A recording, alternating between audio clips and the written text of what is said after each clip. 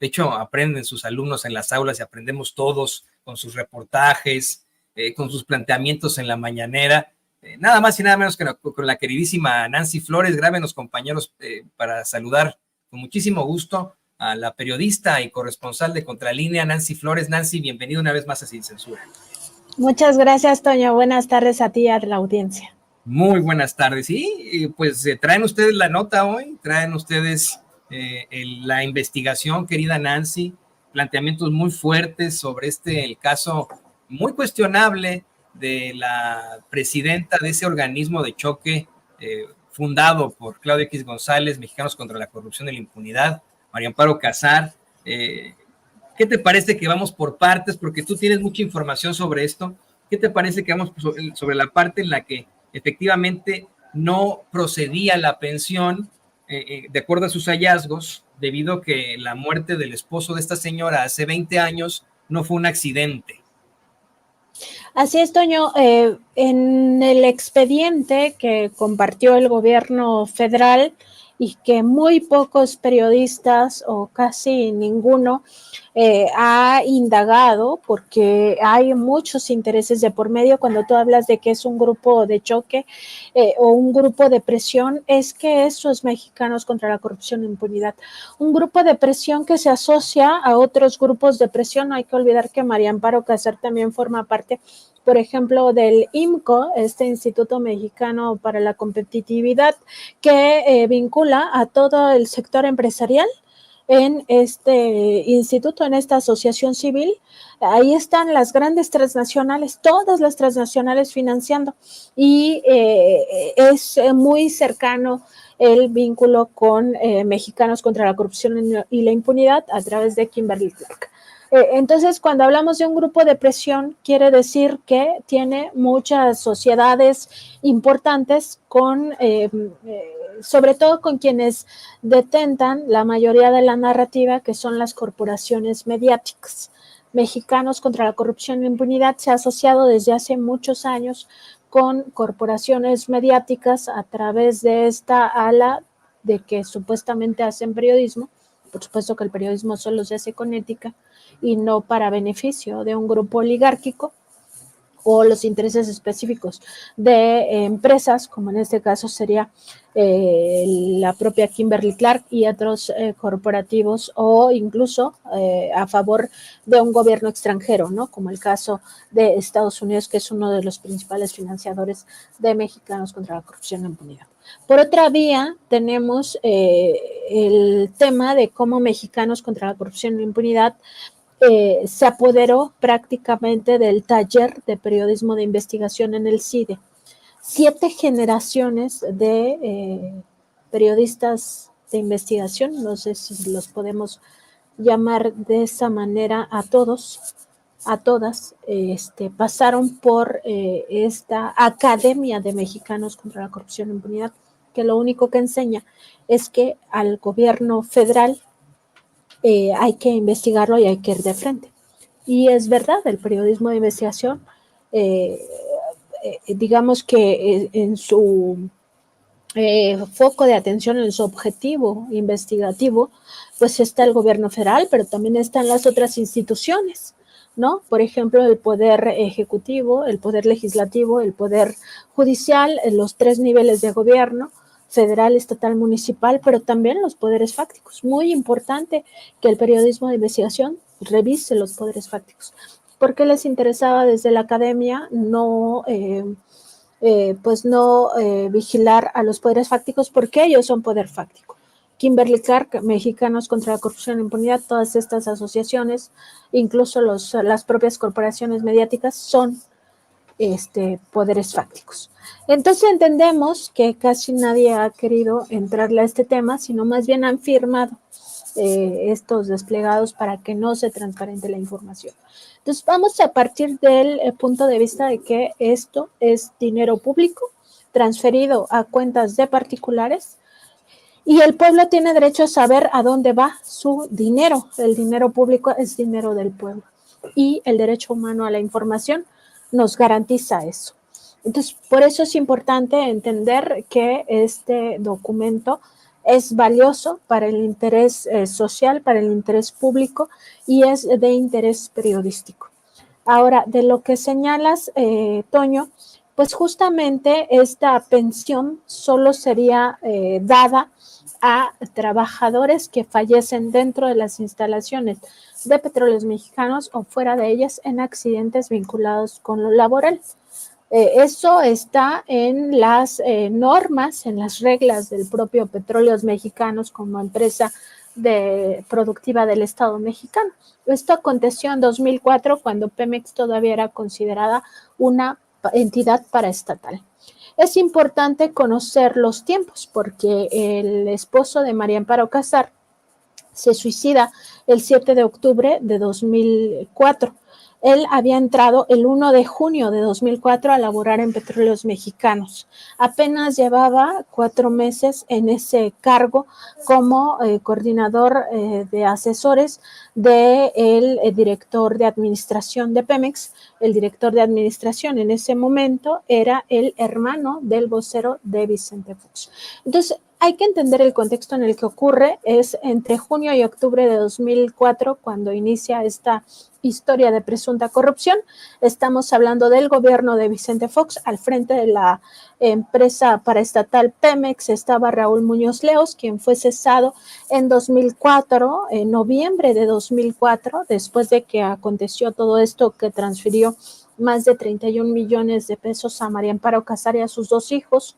Fue cesado en noviembre de 2004 por un tema de presunta corrupción que implicaba a los hijos de Marta Sagún en contratos presuntamente amañados. Todo el escándalo de oceanografía y los hermanos Briviesca son motivo de esa separación del cargo de Raúl Muñoz Leos de Petróleos Mexicanos. Es decir, era un momento de crisis, de corrupción en la paraestatal Pemex. También ocurre al mismo tiempo que en la Secretaría de Gobernación está Santiago Krill Miranda y que la propia María Amparo Casar, hoy líder o presidenta de Mexicanos contra la Corrupción e Impunidad, coordinaba los asesores de Santiago Krill, es decir, los asesores, coordinadora de asesores de la Secretaría de Gobernación, lo cual nos revela no solo que estaba en una posición de poder, sino también que era servidora pública, con pues este tipo de conectes, ¿no? O sea, conectes al más alto nivel.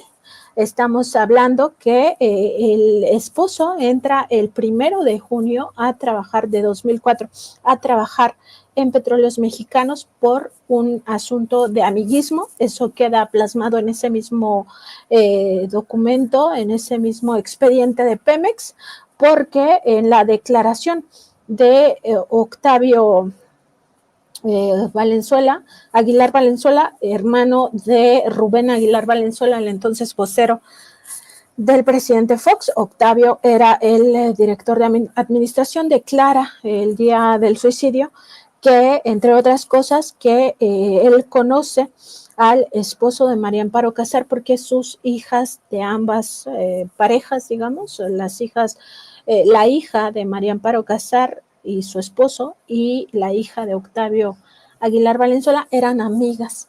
Entonces primero lo lleva a la Sede Sol, lo contrata en la Sede Sol y luego lo contrata en Pemex.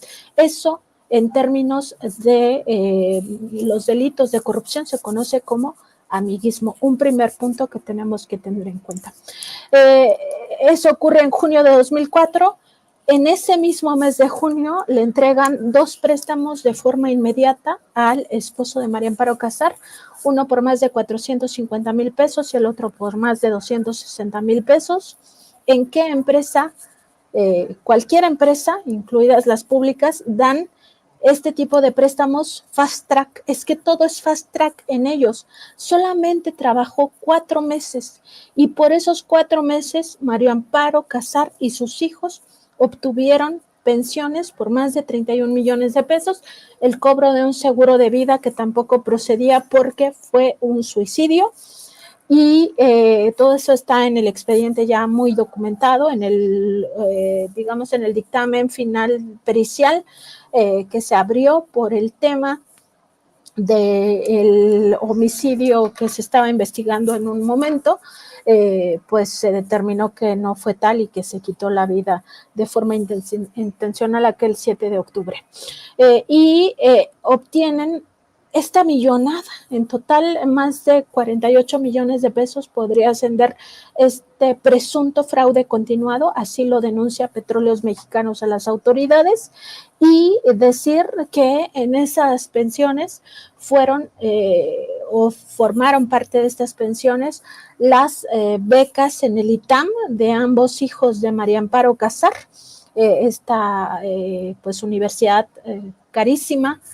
Más de 1 millón de pesos se le destinó a la hija y más de 700,000 pesos al hijo para que estudiaran en esa universidad privada la maestría y la licenciatura. Además, el propio pueblo le pagó hasta el gas, hasta la canasta básica a María Amparo Casar, porque eso formaba parte de la pensión que cada quincena recibe, y decir que incluso en el actual sexenio, donde ella ya estaba operando contra la administración de la Cuarta Transformación por 2 vías, una de ellas de corte mediático a través de la guerra sucia encabezada por Mexicanos contra la Corrupción e Impunidad, y la otra por medio de estos juicios de amparo, centenas de juicios de amparo que promovió Mexicanos contra la Corrupción e Impunidad contra las principales obras, como por ejemplo la refinería Dos Bocas, que toca a Petróleos Mexicanos directamente, y a esta búsqueda de la soberanía energética en Pemex, al Tren Maya, al Aeropuerto Internacional Felipe Ángeles. También promovió centenas o decenas de juicios de amparo para que no se cancelara la construcción del aeropuerto en Texcoco. Todo esto ocurre al mismo tiempo que ella se presentaba en Pemex para seguir diciendo que era beneficiaria de esa pensión, y también están los documentos. Esa es un poco la historia resumida de lo que ocurrió con este caso de la pensión vitalicia. Me parece que hay muchos elementos que aporta Petróleos Mexicanos en esta denuncia de carácter penal, y que nada más agregaría yo que en aquellos años, 2004, cuando ocurre todo esto, también estaba García Luna en la Agencia Federal de Investigación. Es importante porque se han dedicado a través de Mexicanos contra la Corrupción e Impunidad a criticar de forma exhaustiva lo que consideran el peor sexenio en materia de seguridad y la militarización. Bueno, pues cuando la señora Casar era coordinadora de asesores del secretario de Gobernación, no solo empezó a recibir esta pensión, gestionó esta pensión, a pesar de que las normas de Pemex no lo hacían válido. Al mismo tiempo que esto pasaba, García Luna ya estaba asociado con el cártel de Sinaloa, y ella nunca se enteró desde esta posición de poder que obtuvo. Y me parece importante revisar pues cómo al mismo tiempo que seguía obteniendo este dinero público, más de 120,000 pesos mensuales, 1,5 millones al año embolsándose de Pemex, también actuaba contra Petróleos Mexicanos y en general contra un gobierno elegido por el pueblo por más de 30 millones de votos en 2018. Me quedo anonadado, estamos escribiendo lo más para poder dar a conocer esto en nuestros espacios, querida Nancy, y ya sabes que aquí obviamente tomamos las declaraciones y tratamos de compartirlas en nuestras redes sociales. Estoy anonadado con todo lo que estoy escuchando. Me parece verdaderamente inaudito que después de 4 meses de trabajo y debido a una tragedia, pues eso sí es una tragedia, la muerte de un familiar querido, pero pues llegaron a justificar una pensión vitalicia que junto con pues el seguro, las becas que le dan estos muchachos ahora señores, llega a los más de 48 millones de pesos. Y le creo que nos grabe con esto, y lo que me parece más indignante es que pues estén defendiendo el caso y estén defendiendo al personaje, a la personaje en los medios de comunicación corporativos. Hace un ratito poníamos el audio en el que casi hasta las lágrimas Ciro Gómez Leiva defiende a María Amparo Casar, a pesar de todos estos datos que nos presentas tú, Nancy, este daño al erario por más de 48 millones de pesos, a pesar de que, insisto, fue una tragedia, pero el señor solamente trabajó 4 meses, el haber estado recibiendo una pensión vitalicia, el pagarle incluso las colegiaturas a los hijos de María Amparo Casar en el ITAM, y estás hablando de más de 1.700.000 pesos en conjunto, ¿no? En las colegiaturas de estos dos personajes, estos dos señores, ahora señores, en ese momento pues muchachos, ahora señores, es inaudito, y quiero pedirte tu opinión, que en todos los medios de comunicación corporativos estén defendiendo a capa y espada a María Amparo Casar, la vean como una víctima del régimen, que incluso anoche en Canal 11 hayan hecho una defensa ultranza de María Amparo Casar y un golpeteo absoluto contra López Obrador. ¿Qué opinas de esto, Nancy? Pues se entiende porque finalmente es un grupo de presión el que ella preside. Hay 2 puntos que me gustaría tratar también contigo, Toño, que si no los digo ahorita se me va a olvidar. Mira, así ha sostenido que ella no sabía que fue un suicidio. Eso me parece que es una tomadura de pelo. Desde mi punto de vista, esa es mi opinión, porque esta muerte de su esposo se investigó en un primer momento como homicidio doloso, bueno, como homicidio, justamente para permitir que Fast Track se le dé a esta pensión. La pensión la empieza a cobrar de forma inmediata. O sea, la persona se suicida el 7 de octubre y a ella le empiezan a pagar desde el 8 de octubre de 2004, cuando además recibía un pago por ser coordinadora de asesores de la Secretaría de Gobernación, es decir, recibía un doble pago gubernamental del erario de la nación. Y no creo que no supiera, primero porque hay indicios, esto está en el expediente, de que su hermano, que era cuñado de la persona que se suicida, del funcionario de Petróleos Mexicanos, su hermano estuvo presente desde ese día y le dio seguimiento a este caso. Segundo lugar, porque se están investigando un posible homicidio y la persona, en este caso María Amparo Casar, dice que lucha contra la impunidad, pues no se entiende que no pidiera el resultado de esa investigación. O sea, que tú no te quieres enterar qué pasó realmente con tu esposo o con tu esposa, en este caso con tu esposo, pues evidentemente que lo que quieres es que se llegue hasta las últimas consecuencias, ¿no? Que el caso no quede impune, y más si se investigaba un homicidio. Eso por una parte. Y por otra parte, ¿qué pasaría si estas 2 becas por más de 1.700.000 pesos, como bien indicas, para que estudiaran los hijos de María Amparo Casar en el ITAM? ¿Qué pasaría si esas becas las hubieran obtenido los hijos del presidente López Obrador? Estaríamos hablando de que estaría toda esta andanada mediática diciendo que hay violación a los datos personales, o estarían atacando de forma sistemática al presidente López Obrador de que se benefició por corrupción de Petróleos Mexicanos. Bueno, esto de qué nos habla, creo que el público de Sin Censura, el público de Contralínea, lo tiene muy claro, porque sería un doble rasero, en este caso de las corporaciones mediáticas y de los opinadores, comunicadores, pues porque no luchan contra la corrupción, no luchan contra la impunidad, luchan por sus privilegios que salen del erario de la nación, y en este caso queda muy claro. O sea, hay un beneficio presuntamente indebido que ha llevado a la apropiación de más de 31 millones de pesos, porque a eso hay que sumarle los 17.6 millones de pesos que corresponden al seguro de vida, es decir, por 48 millones de pesos, una apropiación de recurso público por parte de quien dice luchar contra la corrupción. Me parece que ya queda muy claro por qué el presidente López Obrador llama a esta organización Mexicanos a favor de la impunidad, a favor de la corrupción y la impunidad, si la cabeza de esta institución, de esta asociación civil, ni siquiera se separa del cargo para decir que se investigue. O sea, lo que siempre pide Mexicanos contra la Corrupción y la Impunidad, incluso sin tener pruebas, es que los separen del cargo. Y en este caso, nada les aplica, o sea, no les aplica la ley, ya no les importa el Estado de Derecho, ya no les importa la transparencia, eso de que el INAI no se toca, en realidad es para que el INAI cubra esta corrupción como cubrió en su momento el tema del table dance y el uso de las tarjetas American Express entre sus comisionados y comisionadas, incluyendo los actuales. Bueno, para eso les sirve la institución a estos poderes fácticos.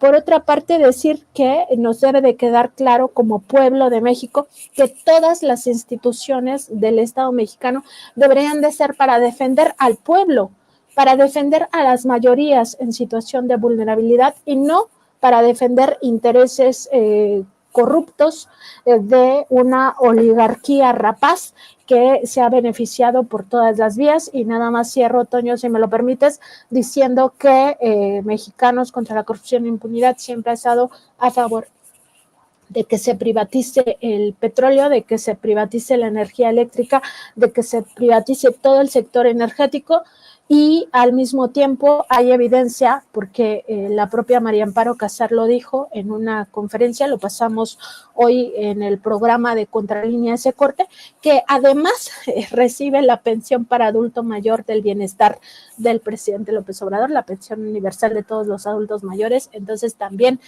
ese dinero hay que sumarle a todo el dinero público que se embolsa, porque hay que recordar que Mexicanos contra la Corrupción e Impunidad es una asociación civil que recibe donaciones, es decir, el dinero que debía de haberse enterado como impuestos, se lo transfieren empresas, particularmente el caso de Kimberly Clark, para evitar el pago de impuestos, y con eso lo deducen de su carga fiscal anual. Entonces, al final, Mexicanos contra la Corrupción e Impunidad vive de los impuestos, vive del dinero público, porque eso son las donaciones con estas características que se deducen del fisco.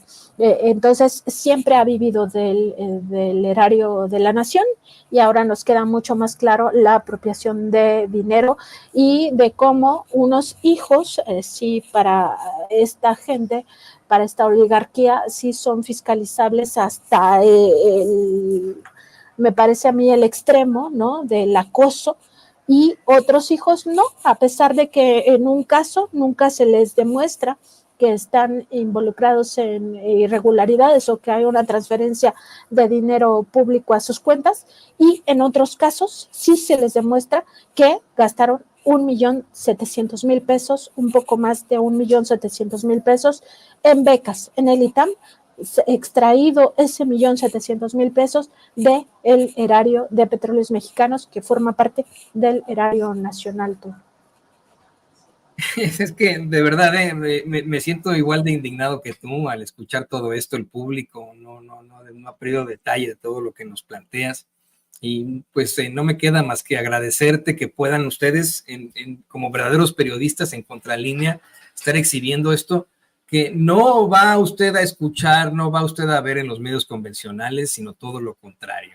Lo va a ver en Contralínea, lo va a ver en Sin Censura y en muchos espacios de nuestros compañeros periodistas independientes que pues buscan de alguna otra forma que se acabe esto ya de una vez por todas, que esos a los que yo le llamo los mediocres privilegiados continúen burlándose de nosotros, obteniendo los mejores puestos, obteniendo los lugares más importantes y sobre todo nuestro dinero.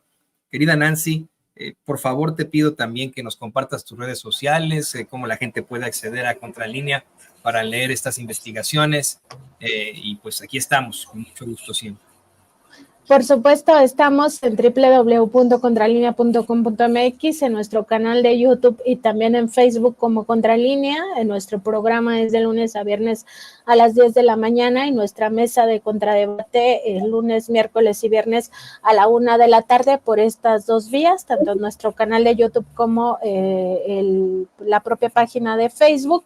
Y además en Twitter nos encuentran como @Contralínea y a mí como @Nancy_Contra.